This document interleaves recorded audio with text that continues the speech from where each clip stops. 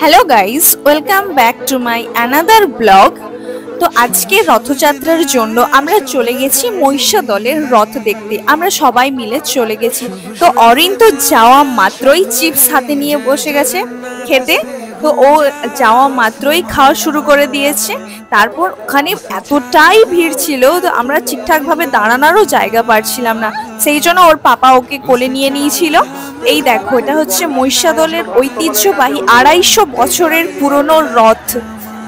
এটা আগে 17টা চূড়া ছিল, কিন্তু এটা এখন 13টা চূড়োতে হয়েছে। এটা 250 বছরেরই পুরনো এটার এই রথটা।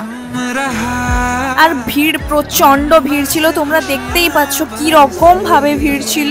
তো দেখতে দেখতে জগন্নাথ দেব তার মাসির বাড়িতে চলে এসেছে। এবার ওখান থেকে ঠাকুরকে নামিয়ে তার মাসির বাড়িতে নিয়ে যাওয়া হবে। তো তারপর আমরা চলে গেছি মহাপ্রসাদ নিতে। অরিন তো মহাপ্রসাদটা খেলো একটু। তারপরে ওখানে কিছু সময় দাঁড়িয়েছিলাম, দাঁড়িয়ে রথ দর্শন করছিলাম।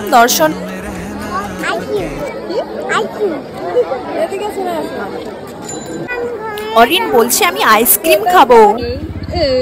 কি হচ্ছে? কি হচ্ছে? কি করছো বেটা? আইসক্রিম খাচ্ছি।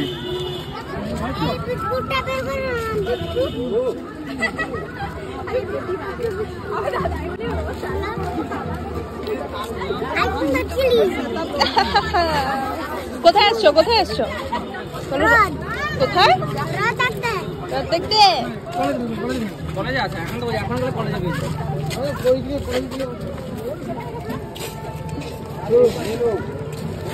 তাহলে ফোন